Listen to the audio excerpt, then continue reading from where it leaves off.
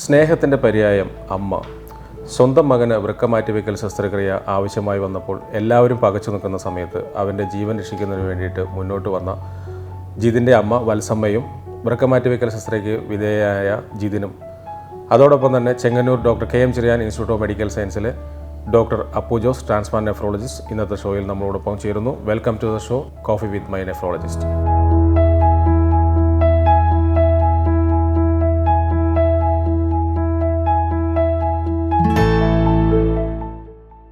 Nephrologist എന്ന നിലയിൽ ഒരു വൃക്കരോഗി സാറിന് മുന്നിൽ വരുമ്പോൾ അവരോട് ഇതൊരു ട്രാൻസ്പ്ലാന്റ് വേണമെന്ന് കൺവേ ചെയ്യുന്ന സമയത്ത് സാറ് അഭിമുഖീകരിക്കേണ്ടി വന്നിട്ടുള്ള പ്രതിസന്ധികൾ എന്തൊക്കെയാണ്?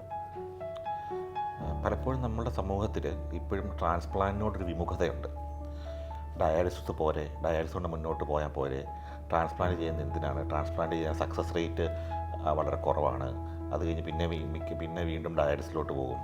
അപ്പോൾ അങ്ങനെ ചില മിഥ്യാധാരണകൾ നമ്മുടെ സമൂഹത്തിലുണ്ട്. അത് വളരെ പ്രശ്നമുള്ള ഒരു കാര്യം തന്നെയാണ്.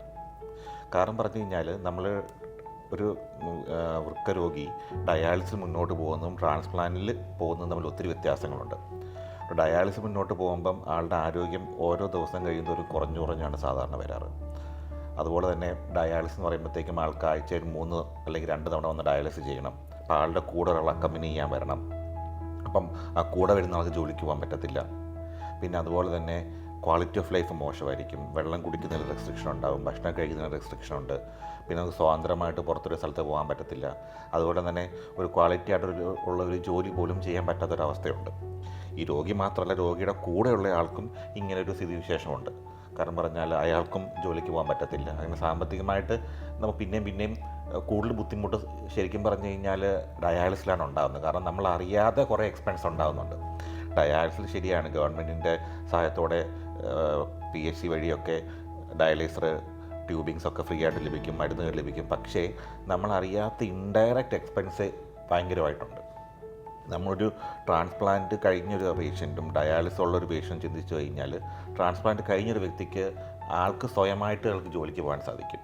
ആളുടെ ക്വാളിറ്റി ഓഫ് ലൈഫിൽ, ആളുടെ മാനസികാവസ്ഥയിൽ തന്നെ വളരെയധികം വ്യത്യാസമുണ്ട്. ആൾ ഒരു പഴയ ജീവിതത്തിലേക്ക് തന്നെ തിരിച്ചു വന്ന ഒരവസ്ഥയാണ്.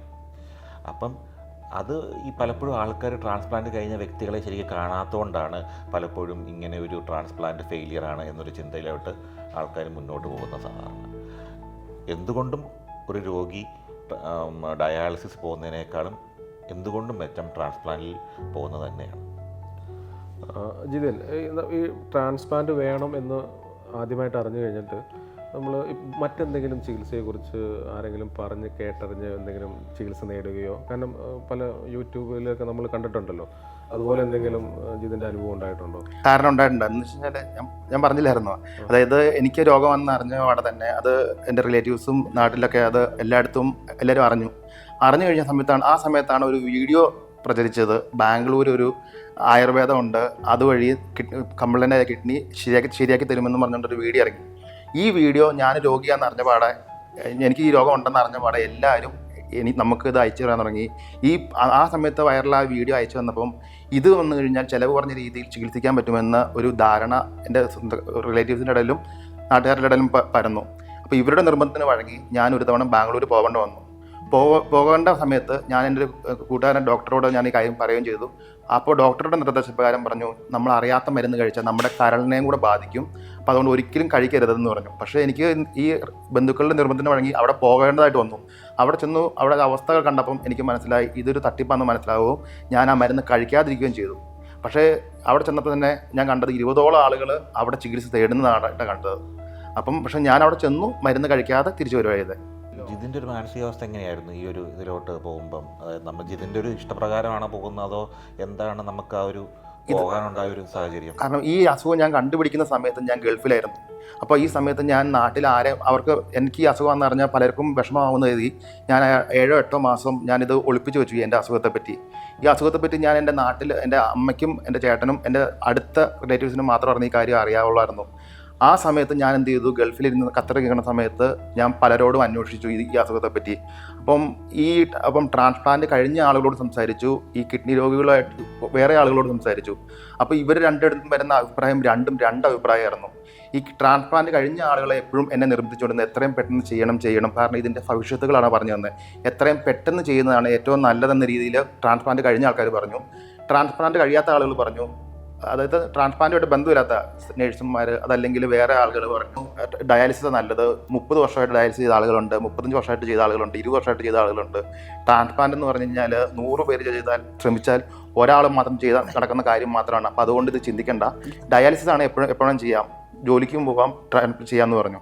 പക്ഷേ ട്രാൻസ്പ്ലാന്റ് കഴിഞ്ഞ ആളുകൾ എന്നോട് പറഞ്ഞത് എത്രയും പെട്ടെന്ന് ചെയ്യുന്നതാണ്, ശരീരത്തിൽ ആരോഗ്യമുള്ള കിഡ്നി വെക്കുന്നതാണ് നല്ലതെന്ന് അവിടെ നിന്ന് പറഞ്ഞു. അപ്പോൾ ഞാൻ അവരുടെ വാക്കുകൾക്ക് കൂടുതൽ ഊന്നൽ നൽകി ട്രാൻസ്പ്ലാന്റായിട്ട് പോകാൻ വേണ്ടി ശ്രമിക്കുകയാണ് ചെയ്തത്. അതാണ് ശരിക്കും ഉണ്ടായത്. ഒരു ട്രാൻസ്പ്ലാന്റ് നെഫ്രോളജിസ്റ്റ് എന്ന നിലയിൽ ഇതുപോലെ ഒരുപാട് സംഭവങ്ങൾ സാറിൻ്റെ ശ്രദ്ധയിൽപ്പെട്ടിട്ടുണ്ടാവുമല്ലോ. സമൂഹത്തിൽ ഇങ്ങനെ മതിയായ ധാരണകൾ ആളുകളുടെ ഇടയിൽ ഒരുപാടുണ്ട്. അത് അവരുടെ കുടുംബജീവിതം തന്നെ താറുമാറാവുകയും കൂടുതൽ എക്സ്പെൻസിൽ ചെന്നെത്തുകയും ബോഡി ഫംഗ്ഷൻ ഒരുപാട് ഡിറ്റോറേറ്റഡ് ആയതിനു ശേഷം ട്രാൻസ്പ്ലാന്റിനെ കുറിച്ച് ചിന്തിക്കുന്ന അവസ്ഥ ഉണ്ടാകുന്നുണ്ട്. അപ്പോൾ ഇതിന് സാറിന് എന്താണ് ഒരു പബ്ലിക്കിനോട് പറയാനുള്ളത്? ഇപ്പം ഇത് ജിതിൻ ചൂണ്ടിക്കാണിച്ചാൽ ജിതിനുണ്ടായ അനുഭവം എന്ന് പറഞ്ഞാൽ ശരിക്കും നമ്മളുടെയൊക്കെ കണ്ണ് തുറപ്പിക്കുന്ന ഒരു വസ്തുത തന്നെയാണ്. കാരണം പറഞ്ഞു കഴിഞ്ഞാൽ ഒരു വ്യക്തി കിഡ്നി അസുഖം ഉണ്ടെന്ന് അറിയുമ്പോൾ ആ വ്യക്തി ഭയങ്കര ഒരു ഷോക്കിലോട്ടാണ് പോകുന്നത്, മെൻ്റൽ ഷോക്കിലോട്ട്. കാരണം ആളുടെ ആരോഗ്യത്തെ, ആളുടെ കുടുംബത്തെ, അതുപോലെ തന്നെ ആളുടെ ബാക്കി ജോലിയെ എല്ലാം ബാധിക്കുന്ന ഒരു കാര്യമാണ്. സാമ്പത്തികമായിട്ട് നമ്മൾ വളരെയധികം പ്രശ്നത്തിലോട്ട് പോകും. നമ്മുടെ കൂടെ ഉള്ളവർ ചിലപ്പോൾ നമ്മൾ സപ്പോർട്ട് ചെയ്തൊന്നും വരത്തില്ല. അങ്ങനെ വളരെ ഒരു എന്താ പറയുക, ജീവിതം സ്തംഭിച്ചു പോകുന്ന ഒരവസ്ഥയിലാണ് സാധാരണ എല്ലാ ആൾക്കാരും ജിതിനെ പോലെ തന്നെ എത്തുന്നത്. ജിതിന് മാത്രം ഉണ്ടായ അനുഭവമല്ല, ഇതറിയുന്ന ഈ ഒരു പ്രായത്തിൽ ഇതറിയുന്ന ഏതൊരു വ്യക്തിക്കും ഉണ്ടാകുന്ന അനുഭവം തന്നെയാണ് ഇതിനും ഉണ്ടായത്. അപ്പോൾ ഈ ഒരു അവസ്ഥയിൽ പ്രശ്നം എന്ന് പറഞ്ഞാൽ നമ്മൾ പല ആൾക്കാരുടെ അഭിപ്രായം ചോദിക്കും. പലർക്കും ഒരു സയൻറ്റിഫിക് ആയിട്ടുള്ള അല്ലെങ്കിൽ കറക്റ്റ് ആയിട്ടുള്ള ഒരു ഗൈഡൻസ് നമുക്ക് തരാൻ പറ്റിക്കൊള്ളണമെന്നില്ല. അപ്പം നമ്മൾ എന്തെങ്കിലും ഒരു പ്രതിരക്ഷ ഉണ്ടാകട്ടെ എന്ന് വിചാരിച്ച് ഇങ്ങനെ സയൻറ്റിഫിക് അല്ലാത്ത പല ചികിത്സാ രീതികളിലോട്ടും ആൾക്കാർ പോകാറുണ്ട്. അങ്ങനെ പോയിട്ട് ആൾക്കാർക്ക് ധനനഷ്ടം ഉണ്ടാകുന്നുണ്ട്. അതുപോലെ തന്നെ ഈ പറഞ്ഞ പോലെ തന്നെ കരളിന് പ്രശ്നങ്ങൾ ഉണ്ടാകുന്നുണ്ട്. അതുപോലെ തന്നെ ചില വ്യക്തികൾ ക്രിയാറ്റിൻ 2 or 3 ഒക്കെ അറിയുമ്പോഴായിരിക്കും ചിലപ്പോൾ ഇങ്ങനെയുള്ള ട്രീറ്റ്മെൻറ്റിന് പോകുന്നത്. അങ്ങനെയുള്ള സമയത്ത് എന്ത് പറ്റുമെന്ന് പറഞ്ഞാൽ അവരുടെ ക്രിയാറ്റിൻ വളരെ പെട്ടെന്ന് ഒരു ഡയാലിസിസ് സ്റ്റേജിലോട്ട് പോകുന്ന അവസ്ഥയൊക്കെ ഉണ്ടാവാറുണ്ട്. ഇതൊക്കെയാണ് നമ്മൾ സാധാരണ കണ്ടുവരുന്നത്. പിന്നെ അതുപോലെ തന്നെ ആൾക്കാരുടെ ഇടയിലുള്ള വളരെ മോശമായൊരു മിഥ്യാധാരണയാണ് ട്രാൻസ്പ്ലാന്റ്, അല്ലെങ്കിൽ 100 ട്രാൻസ്പ്ലാന്റ് ചെയ്ത് കഴിഞ്ഞ് 1 or 2 പേര് രക്ഷപ്പെടുള്ളൂ. ഇതിൻ്റെ ഒരു പ്രശ്നം എന്ന് പറഞ്ഞു കഴിഞ്ഞാൽ ഈ ട്രാൻസ്പ്ലാന്റ് സക്സസ് ആകുന്ന ആയിരക്കണക്കിന് കേസുകളുണ്ട്. എന്നാൽ സമൂഹം എപ്പോഴും ഇതിൽ നെഗറ്റീവായിട്ടുള്ള കാര്യങ്ങൾ മാത്രമാണ് ആൾക്കാർ പ്രൊജക്റ്റ് ചെയ്യപ്പെടുന്നത്. കാരണം നമ്മളുടെ ഇപ്പോഴത്തെ കേരളത്തിലെ ഒരു ഹെൽത്തിൻ്റെ സ്റ്റാറ്റിസ്റ്റിക്സ് വെച്ച് ട്രാൻസ്പ്ലാന്റ് കഴിഞ്ഞ വ്യക്തിക്ക് 3 അല്ലെങ്കിൽ 5 വർഷം ഉള്ള സർവൈവൽ റേറ്റ് പറയുന്നത് 97%, ഏകദേശം 100% അടുത്തുണ്ട്. അതായത് 100 ട്രാൻസ്പ്ലാന്റ് ചെയ്ത് കഴിഞ്ഞാൽ ഉറപ്പായിട്ടും ഒരു 90 മോറലിൽ ഗ്രാഫ്റ്റ് ഒരു കുഴപ്പവും ഇല്ലാതെ വർക്ക് ചെയ്യുന്നുണ്ട്. 97-98 എന്ന് പറയുന്നത് സർവൈവൽ റേറ്റാണ് ജീവിച്ചിരിക്കുന്നത്. പക്ഷേ ഗ്രാഫ്റ്റ് സർവൈവൽ, അതായത് കിഡ്നി ഫങ്ഷൻ ചെയ്യുന്നത് ഒരു 90% മുകളിലുണ്ട്. അതായത് സക്സസ് റേറ്റ് അതുപോലെ മെച്ചമാണ്. അതായത് ഈവൻ വെസ്റ്റേൺ സ്റ്റാൻഡേർഡ്സിനെ മാച്ച് ചെയ്യുന്ന ഒരു സക്സസ് റേറ്റ് നമ്മുടെ കേരളത്തിൽ ട്രാൻസ്പ്ലാന്റ് റേറ്റിലുണ്ട്. അത് പലപ്പോഴും അഡ്രസ്സ് ചെയ്യപ്പെടുന്നില്ല. എപ്പോഴും പ്രൊജക്റ്റ് ചെയ്യപ്പെടുന്നത് ഈ ഫെയിലായ ഒരു കേസ് അല്ലെങ്കിൽ 2 കേസാണ് പ്രൊജക്റ്റ് ചെയ്യപ്പെടുന്നത്. അതുകൊണ്ടാണ് ആൾക്കാരുടെ ഇടയിൽ ഇങ്ങനെ ഒരു മിഥ്യാധാരണ ഉണ്ടാകുന്നത്. അപ്പം എനിക്ക് തോന്നുന്നു ഇങ്ങനെയുള്ള രോഗികൾക്ക് എനിക്ക് പറയാനുള്ളതെന്ന് പറഞ്ഞു കഴിഞ്ഞാൽ, നിങ്ങൾക്ക് ഇങ്ങനൊരു ബുദ്ധിമുട്ടുണ്ടാകുമ്പോൾ സ്വാഭാവികമായിട്ടും നമ്മൾ സ്തംഭിച്ചു പോകും. നമുക്ക് പല ബുദ്ധിമുട്ടുകളും പ്രശ്നങ്ങളും ഉണ്ടാകും. പക്ഷേ നിങ്ങൾ പ്രോപ്പറായിട്ടുള്ള ഒരു അഡ്വൈസ് എടുക്കുക, അല്ലാതെ അൺസയൻറ്റിഫിക് ആയ ചികിത്സാ രീതികളിലോട്ട് പോകാതെ, അല്ലെങ്കിൽ ട്രാൻസ്പ്ലാന്റ് എക്സ്പീരിയൻസ് ഇല്ലാത്ത ആൾക്കാരുടെ അടുത്ത് പോയി സംസാരിക്കാതെ ട്രാൻസ്പ്ലാന്റ് ചെയ്ത വ്യക്തികളുടെ അടുത്ത് പോയി സംസാരിക്കുക. നിങ്ങൾ ട്രാൻസ്പ്ലാന്റ് ചെയ്യുന്ന ഹോസ്പിറ്റലെ സമീപിക്കുക, അവരുടെ അടുത്ത് നിന്ന് ട്രാൻസ്പ്ലാന്റ് ചെയ്ത വ്യക്തികളുടെ നമ്പരോ അല്ലെങ്കിൽ ഡേറ്റ കളക്ട് ചെയ്ത് അവരോട് പോയി സംസാരിക്കുക. അപ്പം മനസ്സിലാവും ട്രാൻസ്പ്ലാന്റ് കഴിഞ്ഞ ഒരു വ്യക്തിയുടെ ജീവിത നിലവാരവും ഡയാലിസിസ് ചെയ്തുകൊണ്ടിരിക്കുന്ന ഒരു വ്യക്തിയുടെ ജീവിത നിലവാരവും എത്രമാത്രം വ്യത്യാസമുണ്ടെന്നുള്ള കാര്യം. അപ്പോൾ എനിക്ക് ഈ ഒരു കോൺടാക്ട് ഇതിനോട് ഇതിന് ഈ ട്രാൻസ്പ്ലാന്റ് മുന്നേ ഉള്ളൊരു ജീവിതവും ട്രാൻസ്പ്ലാന്റ് കഴിഞ്ഞുള്ളൊരു ജീവിതവും ജിതിന് എന്താണ് അതിലൊരു ഇത് തോന്നിയത്? ട്രാൻസ്പ്ലാന്റ് മുമ്പുള്ള ജീവിതം ഇതും എന്ന് വെച്ചാൽ എനിക്ക് തോന്നിയതെന്ന് വെച്ച് കഴിഞ്ഞാൽ, അതായത് ട്രാൻസ്പ്ലാന്റിന് മുമ്പെന്ന് പറഞ്ഞു കഴിഞ്ഞാൽ നമുക്ക് ഈ ഹോർമോൺ വ്യതിയാനം ഉണ്ടായതുകൊണ്ടും ഈ അസുഖത്തിൻ്റെ ബുദ്ധിമുട്ടുകൾ കൊണ്ടും നമുക്ക് രാത്രി ഉറക്കമില്ല. ചിലപ്പോൾ 3 ദിവസം കൂടുമ്പോഴായിരിക്കും 2 മണിക്കൂർ ഉറങ്ങുക. ഈ ഉറക്കം ഇല്ലായ്മയുടെ തന്നെ ബുദ്ധിമുട്ടുകൾ വേറെ, പിന്നെ ഈ ഡയാലിസിസിൻ്റെ ബുദ്ധിമുട്ടുകൾ വേറെ. കാരണം ഡയാലിസിസ് എന്ന് പറഞ്ഞാൽ നമ്മളെല്ലാവരും പുറമെ നിൽക്കുന്നവരെല്ലാം ഈ ഓരോ ഡയാലിസിസ് പേഷ്യൻ്റ് അകത്തേക്ക് കയറ്റി വിടുന്നത് കാണുന്നുള്ളൂ. അവരകത്ത് അനുഭവിക്കുന്ന വിഷമങ്ങൾ ആരും കാണുന്നില്ല. ഒരു 4 മണിക്കൂർ ഡയാലിസിസ് എന്ന് പറഞ്ഞാൽ ആദ്യത്തെ 2 മണിക്കൂർ കുഴപ്പമില്ല, സുഖമാണ്, നമുക്ക് ഒരു ക്ഷീണമൊക്കെ മാറിയിരിക്കും. അത് കഴിഞ്ഞുള്ള 2 മണിക്കൂറിൽ നിന്ന് നമ്മൾ ശരിക്കും നരകം കാണും. ആ അന്നത്തെ ഡയാലിസിസ് കഴിഞ്ഞ് കഴിഞ്ഞാൽ അന്നത്തെ ദിവസം നമ്മൾ പിന്നെ ഒന്നിനും കൊള്ളില്ല. പിറ്റേ ദിവസമൊക്കെയാണ് നമുക്കൊന്ന് എഴുന്നേക്കാൻ പറ്റുക പോലും ചെയ്യുക. കാരണം അതുമാത്രമല്ല, നമുക്ക് ഈ ഹോർമോൺ വ്യതിയാനം ഉള്ളത് കൊണ്ട് തന്നെ BP ഉള്ളതുകൊണ്ടും നമുക്ക് ഒരു രീതിയിലും സമാധാനം കിട്ടാത്ത രീതിയിലാണ്. നമുക്ക് ചിന്തിക്കാനുള്ള ശക്തി നഷ്ടപ്പെടും. എപ്പോഴും ആത്മധൈര്യം നഷ്ടപ്പെട്ട ഒരു അവസ്ഥയിലായിരിക്കും. കാരണം നമുക്ക് എങ്ങോട്ട് പോകണമെങ്കിലും ഒരാൾ ബൈസ്റ്റാൻഡർ കൂടെ ഇല്ലാതെ എങ്ങോട്ട് പുറത്തേക്ക് പോകാൻ വരെ നമുക്ക് ധൈര്യമില്ലാത്ത അവസ്ഥ, ഒരു ബൈക്ക് പോലും വിശ്വസിച്ച് ഓടിക്കാൻ പറ്റാത്ത അവസ്ഥയിലോട്ട് മാറിയായിരുന്നു. അത് ഇപ്പം ട്രാൻസ്പ്ലാന്റ് കഴിഞ്ഞാൽ പിന്നെ നമുക്ക് ഈ ഹോർമോണിൻ്റെ കാര്യങ്ങളെല്ലാം ശരിയായി എല്ലാം നോർമൽ സ്റ്റേജിലോട്ട് വന്നപ്പോഴത്തേക്കും ഓട്ടോമാറ്റിക്കലി ഒരു ധൈര്യം വന്ന പോലെ, ആത്മധൈര്യം വന്ന പോലെ എനിക്ക് ഫീൽ ചെയ്യുന്നുണ്ട്. അതുമല്ല, നമുക്ക് പല കാര്യങ്ങളും ചിന്തിച്ച് ചെയ്തെടുക്കാനുള്ള ഒരു കഴിവും കിട്ടിയതായിട്ട് എനിക്ക് സ്വയം ചെയ്യുന്നുണ്ട്. ഇപ്പം നമുക്ക് ഞാൻ ഡയാലിസിസ് ചെയ്യുന്ന സമയത്ത് ഓർത്തു, ഇനി എന്ത് ചെയ്യും, ഒരു വരുമാന മാർഗത്തിന് എന്ത് ചെയ്യും, എന്തെങ്കിലും ചെയ്യണമെങ്കിൽ തന്നെ നമ്മളെ കൊണ്ട് പറ്റത്തില്ലല്ലോ എന്ന് ഞാൻ കരുതിപ്പോയി. പക്ഷേ ട്രാൻസ്പ്ലാന്റ് കഴിഞ്ഞ സമയത്ത് എനിക്ക് ശരിക്കും ഒരു ധൈര്യം വന്നു. ഇനി നമുക്ക് പഴയതുപോലെ എന്ത് വേണം ചെയ്യാം, ഒരു കുടുംബം നോക്കാം എന്നൊരു ധൈര്യം എനിക്ക് വന്നു. അത് വന്നത് ഈ ട്രാൻസ്പ്ലാന്റ് കഴിഞ്ഞതിന് ശേഷമാണ്. നമ്മുടെ ക്വാളിറ്റി ഓഫ് ലൈഫിൽ, അത് നമ്മുടെ ഒരു ചിന്തകളിൽ അല്ലെങ്കിൽ ഒരു കോൺഫിഡൻസ് ലെവലിൽ ഒരു വ്യത്യാസം ചെയ്തൊരു സ്വാഭാവികമായിട്ട് തോന്നിയിട്ടുണ്ട്. ശരിക്കും ഫീൽ ചെയ്തു. അത് ശരിക്കും ട്രാൻസ്പ്ലാന്റ് കഴിഞ്ഞ് 1 മാസം കഴിഞ്ഞപ്പോഴത്തേക്കും എനിക്ക് തന്നെ ശരിക്കും തോന്നിപ്പോയി. കാരണം അതിനു മുമ്പ് 2-2.5 കൊല്ലം ഞാൻ അനുഭവിച്ചതും ഇപ്പം അനുഭവിക്കുന്നതും എനിക്ക് സ്വയം മനസ്സിലാക്കാൻ പറ്റുന്നുണ്ട്. എനിക്കുണ്ടായ ആത്മധൈര്യം. കാരണം ഞാൻ എവിടെ പോകുമ്പോഴും ഞാൻ ഒരാളെ കൂടെ നിർത്തുമായിരുന്നു ഈ ഡയാലിസിസ് സമയത്തും ഈ അസുഖമാണ് അറിഞ്ഞതിന് ശേഷം. കാരണം ഒറ്റയ്ക്ക് പോകാനുള്ള ധൈര്യം പോലും എനിക്കില്ല. കാരണം അവിടെ പോകുന്ന വഴിക്ക് തലയിറങ്ങി വീണാൽ എന്ത് പറ്റും, വണ്ടി ഓടിച്ചുകൊണ്ട് പോകുമ്പം കണ്ണ് ഭംഗിയാൽ എന്ത് പറ്റും, അങ്ങനെ പലതും ചിന്തിച്ച് ഒരു കാര്യം ചെയ്യാനുള്ള ധൈര്യം വരെ എനിക്ക് നഷ്ടപ്പെട്ടു പോയിരുന്നു. പക്ഷേ ട്രാൻസ്പ്ലാന്റിന് ശേഷം ശരിക്കും നല്ല കൃത്യമായ ഉറക്കം കിട്ടുന്നുണ്ട്, ഒരു ധൈര്യം കിട്ടുന്നുണ്ട്, സംസാരിക്കാനുള്ള കഴിവ് പഴയ പോലെയല്ല, നഷ്ടമായതെല്ലാം എന്തൊക്കെ നഷ്ടമായി അതൊക്കെ തിരിച്ചു വരുന്നതായിട്ട് തന്നെ എനിക്ക് തോന്നുന്നുണ്ട്. ശരിക്കും പറഞ്ഞാൽ ഉറക്കമില്ലാത്ത ഒരു 3 ദിവസമൊക്കെ ഉറങ്ങാതിരിക്കാനുള്ള അവസ്ഥ എന്ന് പറഞ്ഞാൽ നമുക്ക് ചിന്തിക്കാൻ പറ്റുന്ന ഒരവസ്ഥയാണ്. അത് മാറിയപ്പോൾ തന്നെ ഒരു ശരിക്കും ഒരു ഇതായിട്ടുണ്ട്. അടുത്ത ഒരു ഘട്ടത്തിലേക്ക് നമുക്കൊരു എന്താ പറയുക, ഒരു സെക്കൻഡ് ലൈഫാണ് ഇപ്പോൾ.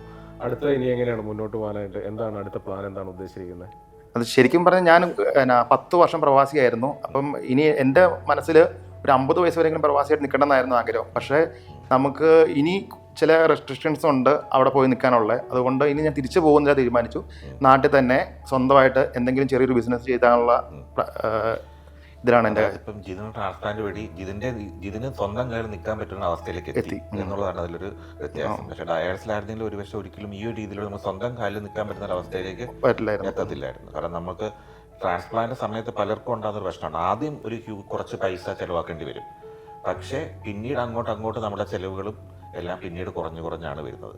കാരണം നമ്മളൊരു ഡയാലിസിസ് പേഷ്യൻ്റ് എടുത്തു കഴിഞ്ഞാൽ ആ രോഗിക്ക് ഒരു മാസം ഏകദേശം 25,000-30,000 രൂപ വരെ ഡയറക്റ്റ് എക്സ്പെൻസ് ഉണ്ട്. ഡയാലിസിസിൻ്റെ റേറ്റും അതുപോലെ തന്നെ മരുന്നുകളുടെ ചിലവും പിന്നെ അതുപോലെ തന്നെ ട്രാൻസ്പോർട്ടേഷൻ, ഇതെല്ലാം കൂടെ കൂട്ടി ഒരു 25,000-30,000 രൂപ വരെ ഒരു ഡയാലിസിസ് രോഗിക്ക് ചിലവ് വരുന്നുണ്ട് ഒരു മാസം.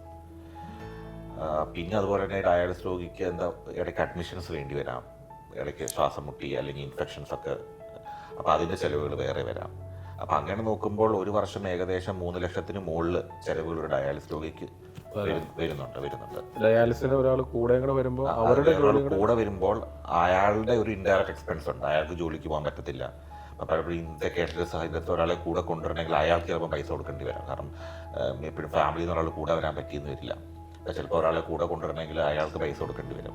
അതിൽ നമ്മൾ കാറ് വരുന്നെങ്കിൽ ഡ്രൈവറുടെ എക്സ്പെൻസ്, കാറിൻ്റെ എക്സ്പെൻസ്, അങ്ങനെ ഇൻഡയറക്റ്റ് എക്സ്പെൻസ് വളരെ കൂടുതലാണ്. അപ്പം നമ്മളൊരു 3 വർഷം അല്ലെങ്കിൽ 5 വർഷം മുന്നോട്ട് ചിന്തിക്കുമ്പോൾ നമുക്ക് ഡയാലിസിസിൽ ഒരു 5 വർഷം ഉണ്ടാകുന്ന എക്സ്പെൻസ് ഒക്കെ വളരെ കുറവാണ് ട്രാൻസ്പ്ലാന്റ് ചെയ്ത് കഴിഞ്ഞ് പിന്നെ നമ്മൾ മുന്നോട്ട് പോകുമ്പോൾ. കാരണം നമുക്ക് ട്രാൻസ്പ്ലാന്റ് സമയത്ത് കുറച്ച് പൈസ നമുക്ക് റേസ് ചെയ്യേണ്ടി വരാം ഇനിഷ്യലി. പക്ഷേ ട്രാൻസ്പ്ലാന്റ് ചെയ്ത് കഴിഞ്ഞ ഒരു 6 മാസം അല്ലെങ്കിൽ 1 വർഷം കഴിഞ്ഞിട്ട് ആ വ്യക്തിക്ക് സ്വന്തമായിട്ടൊരു ഇൻകം സോഴ്സ് കണ്ടെത്താനും തൻ്റെ മരുന്നുകളുടെ ചിലവുകളും ഒക്കെ അതിൽ നിന്ന് കണ്ടെത്താനും സാധിക്കും. പിന്നെ അതിൽ നിന്നുണ്ടാകുന്ന ഒരു മാനസികമായൊരു സംതൃപ്തി, അതായത് എനിക്കൊരു പുതിയ ജീവിതം കിട്ടി. അത് വളരെയധികം നമ്മുടെ വെൽബീങ്, നമ്മളെപ്പോഴും നമ്മൾ ജീവിക്കുന്നത്, അല്ലെങ്കിൽ നമ്മുടെ ഒരു സോഷ്യൽ വെൽബീങ് അല്ലെങ്കിൽ ഒരു മെൻ്റൽ വെൽബീങ് ആണല്ലോ ഏറ്റവും ഇമ്പോർട്ടൻറ്റ്. ഇപ്പോൾ നമുക്ക് പൈസ ഇല്ലെങ്കിലും ഒന്നുമില്ല, നമുക്കൊരു ഇന്നർ പീസ് ഓഫ് മൈൻഡ് അല്ലെങ്കിൽ വെൽബീങ് ഉണ്ടാകുക എന്ന് പറഞ്ഞാൽ വളരെ ഇമ്പോർട്ടൻ്റ് ആണ്. എനിക്ക് തോന്നുന്നു ഒരു ട്രാൻസ്പ്ലാന്റ് കഴിയുമ്പോൾ ഒരു രോഗിക്ക് ഏറ്റവും കൂടുതലായിട്ട് കിട്ടുന്ന ആ ഒരു ഇന്നർ വെൽബീങ് വളരെയധികം ഇമ്പോർട്ടൻ്റ് ആണ്.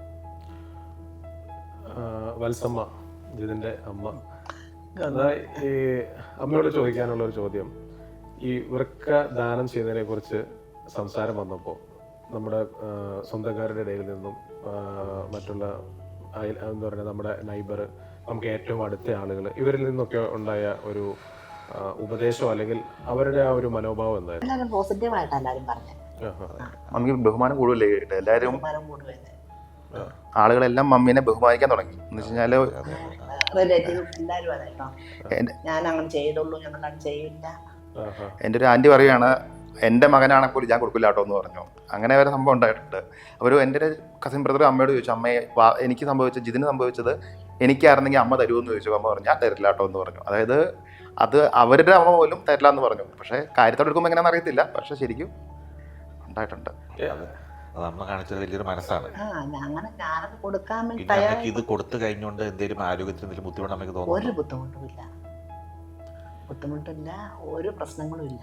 ഈ കൊടുത്തതിന് മുന്നേ അത് കഴിഞ്ഞിട്ട് എന്തെങ്കിലും വ്യത്യാസം തോന്നുന്നുണ്ടോ? ഒന്നും തോന്നുന്നില്ല, പഴയതുപോലെ തന്നെ ഇപ്പോഴും ഉഷാറാണ്.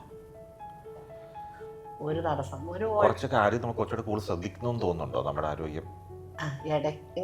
അങ്ങനെ തോന്നുന്നു നമുക്ക്. ഇപ്പൊ എനിക്ക് എന്തെങ്കിലും സംഭവിച്ചു പോയാൽ എൻ്റെ കൊച്ചിന്റെ കാര്യത്തിന് ആരും ഇല്ലല്ലോ, അങ്ങനെ തോന്നൽ പറ്റില്ലേ, അങ്ങനെ തോന്നിപ്പോവും, അല്ലാണ്ട് ഒന്നുമില്ല. എനിക്ക് തോന്നുന്നു നമുക്ക് ഈ വൃക്കദാനത്തിന് വേണ്ടി ചിന്തിക്കുന്ന ആൾക്കാർക്ക് കൊടുക്കാൻ പറ്റുന്ന ഒരു ഏറ്റവും നല്ലൊരു ഉപദേശമാണ്. കാരണം പലപ്പോഴും പല ആൾക്കാർക്കും വൃക്കദാനത്തെക്കുറിച്ച് വളരെയധികം മിഥ്യാധാരണകളുണ്ട്. കാരണം വൃക്കദാനം ചെയ്ത് കഴിഞ്ഞാൽ പ്രശ്നമാണ്, അല്ലെങ്കിൽ നമ്മുടെ ആരോഗ്യം പോകും, അങ്ങനെയുള്ള ഒത്തിരി ചിന്തകളുണ്ട്. അല്ലെങ്കിൽ ലോങ് ടേമിലേക്ക് എന്തെങ്കിലും പ്രശ്നങ്ങളുണ്ടോ എന്നൊക്കെ പല ആൾക്കാരും നമ്മളോട് ചോദിക്കാറുണ്ട്. നമ്മുടെ ശാസ്ത്രീയമായ പഠനങ്ങൾ തെളിയിക്കുന്നത്, നമ്മൾ വൃക്കദാനം ചെയ്ത് നമ്മൾ പ്രോപ്പറായിട്ട് ഡോണറെ സെലക്ട് ചെയ്ത്, ആരോഗ്യവാനായ ഡോണറെ സെലക്ട് ചെയ്ത് കഴിഞ്ഞിട്ട് ആ വ്യക്തി വൃക്കദാനം ചെയ്ത് കഴിഞ്ഞാൽ അതുമൂലം ലോങ് ടേമിൽ അയാൾക്ക് ആ വൃക്കദാനം ചെയ്തുകൊണ്ട് യാതൊരു പ്രശ്നങ്ങളും സംഭവിക്കില്ല എന്നാണ് പഠനമെല്ലാം തെളിയിക്കുന്നത്. ഡോക്ടർ പറഞ്ഞതിനോട് ആഡ് ചെയ്യുകയാണെന്നുണ്ടെങ്കിൽ, മറ്റുള്ളവരെ അപേക്ഷിച്ച് വൃക്കദാനം ചെയ്ത ആൾക്കാർ അവരുടെ ഹെൽത്ത് കൂടുതൽ, ഇപ്പോൾ അമ്മ പറഞ്ഞ പോലെ കൂടുതൽ ശ്രദ്ധിക്കുകയും ആരോഗ്യത്തോടു കൂടി ഇരിക്കാനായിട്ടുള്ള മുൻകരുതലുകൾ മറ്റുള്ളവരെ അപേക്ഷിച്ച് കൂടുതൽ എടുക്കുകയും ചെയ്യാനുള്ള സാഹചര്യം. അവർക്കൊരു വൃക്കദാനം ചെയ്തുകൊണ്ട് അവർ കുറച്ചുകൂടെ കോഷ്യസ് ആണ് പല കാര്യങ്ങളിലും. അപ്പോൾ അതുകൊണ്ട് തന്നെ അവരുടെ ആരോഗ്യം കുറേ കൂടെ ശ്രദ്ധിക്കാറുണ്ട്. നമ്മൾ കാണുന്നു പറഞ്ഞാൽ അവർ കുറച്ചുകൂടെ ഷുഗർ അവരുടെ കുറച്ചുകൂടെ ബെറ്ററാണ്, അവരുടെ BP ബെറ്ററാണ്, അവർ ഇടയ്ക്കിടയ്ക്ക് ചെക്കപ്പ് ചെയ്യുന്നുണ്ട്. അതുപോലെ തന്നെ അവരുടെ ഭക്ഷണ രീതികളിലാണെങ്കിലും എക്സസൈസുകളൊക്കെ ആണെങ്കിലും അവർ പ്രോപ്പറായിട്ട് അവരുടെ ഹെൽത്ത് മെയിൻറ്റെയിൻ ചെയ്യാൻ നോക്കാറുണ്ട്. അതുകൊണ്ട് തന്നെ വൃക്കദാനം ചെയ്തൊരു സാധാരണ ആൾക്കാരൊക്കെ കുറച്ചുകൂടെ ഹെൽത്തിയറാണെന്നാണ് നമ്മുടെ ഒരു അനുഭവത്തിൽ നിന്ന് നമുക്ക് മനസ്സിലാവുന്നത്. വൃക്ക മാറ്റിവെക്കൽ ആവശ്യമായി വന്നു കഴിഞ്ഞപ്പോൾ പലരെയും പോലെ തന്നെ പല സ്ഥലങ്ങളിലും നമ്മൾ എൻക്വയറി ചെയ്യുമല്ലോ പല കാര്യങ്ങളും. അപ്പോൾ doctor KM Cherian institute of medical സയൻസിൽ വന്നപ്പോൾ നെഫ്രോളജി പല ഡിപ്പാർട്ട്മെൻറ്റുകൾ നമ്മൾ ശസ്ത്രക്രിയയുമായി ബന്ധപ്പെട്ടിട്ട് ഡോക്ടേഴ്സിനെ കാണുകയും അവരിൽ നിന്ന് ഫിറ്റ്നസ് മേടിക്കേണ്ടതൊക്കെ ആയിട്ട് വന്നല്ലോ. ഡോക്ടർ KM ചെറിയാനിൽ നിന്നുള്ള അനുഭവം എങ്ങനെയായിരുന്നു? ശരിക്കും ഞാൻ ഫേസ്ബുക്കിൽ ഒരു വീഡിയോ കണ്ടു, ഒരു അച്ഛൻ്റെ വീഡിയോ കണ്ടു. അങ്ങനെയാണ് ഈ KM ചെറിയാൻ ഹോസ്പിറ്റലിനെ പറ്റി അറിഞ്ഞത്. അപ്പം ഞാൻ ഫേസ്ബുക്കിലാണ് ഈ അസുഖം വന്ന പിന്നെ ഇതിനെപ്പറ്റി സെർച്ച് ചെയ്തുകൊണ്ടിരുന്നത് കൂടുതലും. അപ്പോൾ അങ്ങനെ വന്ന സമയത്ത് ഈ വീഡിയോ കണ്ടിന്യൂസ് ആയിട്ട് വന്ന സമയത്താണ് ഈ KM ചെറിയാൻ ഹോസ്പിറ്റലിനെ പറ്റി കണ്ടു. ചിലവ് കുറഞ്ഞ രീതിയിലാണെന്ന് പറഞ്ഞാൽ കണ്ടു. അങ്ങനെ അമ്മേനെ ഞാൻ ഈ ഹോസ്പിറ്റലിലേക്ക് പറഞ്ഞയച്ചു. അപ്പം അത് വായിച്ചു. അത് കഴിഞ്ഞിട്ട് ആ സമയത്ത് ഞാൻ ഖത്തറിലായിരുന്നു. അത് കഴിഞ്ഞൊരു 1 വർഷം കഴിഞ്ഞിട്ടാണ് ഞാൻ നാട്ടിൽ, 3-4 മാസം കഴിഞ്ഞിട്ടാണ് നാട്ടിൽ വന്നിട്ട് ഞാൻ ഒരേ സമയം തന്നെ 5-6 ഹോസ്പിറ്റലിൽ പോയി ചെക്ക് ചെയ്തു. എറണാകുളം, മലപ്പുറം, അങ്ങനെ പല സ്ഥലങ്ങളായിട്ട് 5 ഹോസ്പിറ്റലിൽ പോയി. പക്ഷെ അവിടെ എല്ലാം ചെന്ന് എൻ്റെ ഒറ്റ തീരുമാനം ഉണ്ടായിരുന്നുള്ളൂ, എത്രയും പെട്ടെന്ന് ചെയ്യണമെന്ന്. കാരണം എനിക്ക് കാരണം വിസയുടെ കാലാവധി ഇരുന്നതിന് മുമ്പ് തിരിച്ചവിടെ ചെല്ലണം. അപ്പോൾ എത്രയും പെട്ടെന്ന് ചെല്ലണമെന്ന്. അപ്പം ഞാൻ പോയ 4 സ്ഥലങ്ങളിലും അവിടെ താമസം നേരിടുന്നതായിട്ട് എനിക്ക് ഫീൽ ചെയ്തു. കാരണം ഒരു സ്ഥലത്തും ചെല്ലുമ്പോഴും എൻ്റെ മനസ്സിൽ എത്രയും പെട്ടെന്ന് ചെയ്തിട്ട് ഇത് പ്രശ്നം കഴിഞ്ഞിട്ട് തിരിച്ച് ഖത്തറിലോട്ട് തന്നെ പോകണം എന്നാണ്.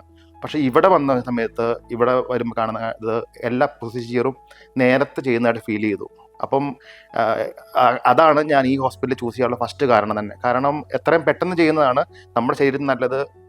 എനിക്ക് എൻ്റെ കാരണം വിസയുടെ കാലാവധി അതെല്ലാം നോക്കുമ്പോൾ ചെയ്യുന്നത് ഇതാണ്. കാരണം നമ്മൾ ആദ്യത്തെ പോയ പല ഹോസ്പിറ്റലുകളിലും ചെന്ന അന്ന് തന്നെ പറഞ്ഞത് 2 മാസം കഴിഞ്ഞ് വരൂ, അന്നേരം ഷുഗർ കുറച്ചിട്ട് വരൂ, അല്ല ഷുഗർ ചെക്ക് ചെയ്തിട്ട് വരൂ, അങ്ങനെ പലതും പറഞ്ഞ് 2-3 മാസങ്ങൾക്ക് ശേഷം വരാനാണ് പറഞ്ഞത്. പക്ഷേ ഇവിടെ വന്നു കഴിഞ്ഞ സമയത്ത് ഇവിടെ നിന്ന് പറഞ്ഞത് എത്രയും പെട്ടെന്ന് ചെയ്യാനുള്ള പരിപാടികൾ, കാരണം പ്രൊസീജിയറെല്ലാം പെട്ടെന്ന് ചെയ്യുമായിരുന്നു. എന്നിട്ട് പോലും ഇവിടെ വന്നിട്ട് ഞാനിവിടെ അവിടെ വന്നോ അതിൻ്റെ 5ാമത്തെ മാസം എൻ്റെ ശസ്ത്രക്രിയ ചെയ്തു. ഈ 5 മാസത്തിനിടയ്ക്ക് പല ടെസ്റ്റുകളും ഉണ്ടായിരുന്നു. ബാംഗ്ലൂർ ചെയ്തിൻ്റെ ടെസ്റ്റുകൾ, ക്രോസ് മാച്ചിങ് ടെസ്റ്റുകൾ, അങ്ങനെ മാത്രം വൈകിയതാണ്. പിന്നെ നമ്മുടെ ചെറിയ കുഴപ്പം കൊണ്ട് മൂട് വൈകിയതാണ് 5 മാസം വരെ. പക്ഷേ ശരിക്കും ഇവിടെ വന്നുകൊണ്ട് ഒരു 3 മാസത്തിനുള്ളിൽ ചെയ്യാൻ പറ്റുന്നൊരു ഓപ്പറേഷനാണെന്ന് മനസ്സിലായത് ഇവിടെ വന്ന പിന്നെയാണ്. ഇവിടെ മൊത്തം നോക്കുമ്പോൾ എവിടെ നോക്കിയാലും ഭയങ്കര വൃത്തി, ബോർഡുകളെല്ലാം പുത്തൻ ബോർഡ്. അപ്പോൾ എൻ്റെ മനസ്സിൽ തോന്നി ഇത് പുതിയ ഹോസ്പിറ്റലാണല്ലോ. അപ്പം എൻ്റെ മനസ്സിൽ തോന്നുവാണ്. അപ്പം ഞാൻ ചോദിച്ചു, ട്രാൻസ്പ്ലാന്റ് അനിഷേട്ടനോട് ചോദിച്ചു, അനിഷേട്ടാ ഇവിടെ എത്ര കേസ് നടന്നു എന്ന്.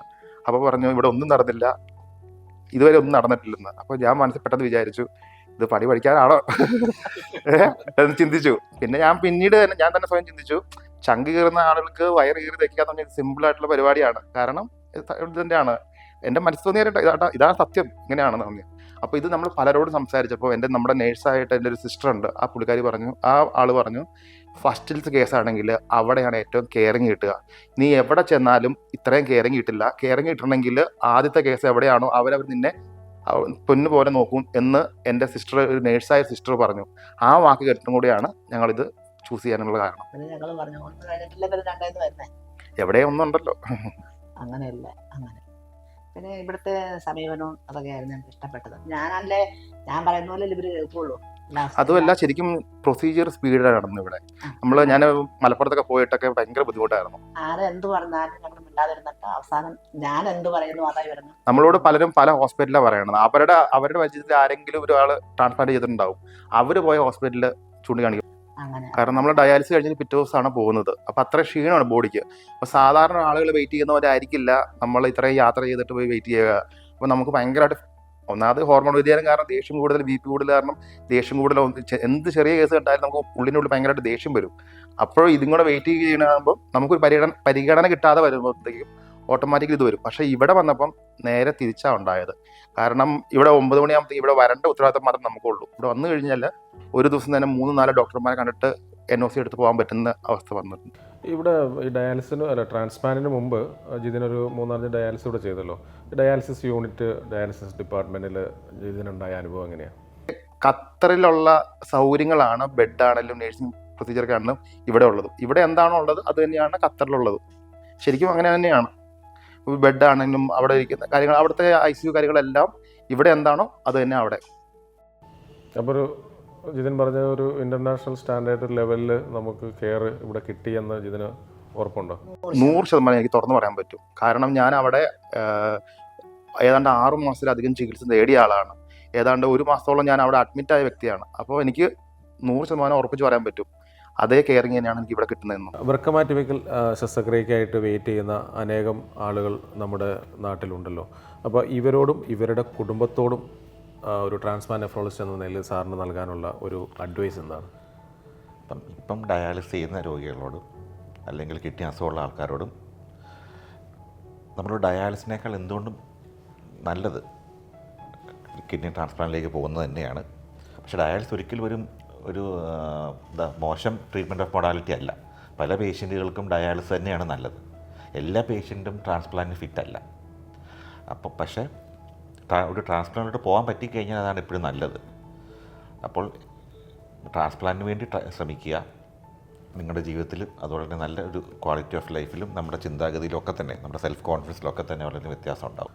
അവയവം മാറ്റിവെക്കൽ ശസ്ത്രക്രിയയ്ക്കായി അനേകായിരങ്ങൾ കാത്തിരിക്കുന്ന നമ്മുടെ ഈ കൊച്ചു കേരളത്തിൽ പല മിഥ്യാധാരണയുടെയും പേരിൽ പല ട്രീറ്റ്മെൻറ്റുകൾ എടുക്കുകയും ധനനഷ്ടത്തിലേർപ്പെടുകയും അതോടൊപ്പം തന്നെ അവരുടെ ആരോഗ്യസ്ഥിതി നഷ്ടപ്പെടുകയും പലവിധ ട്രാജഡിയിലേക്ക് എത്തിച്ചേരുകയും സംഭവിച്ചിട്ടുണ്ട്.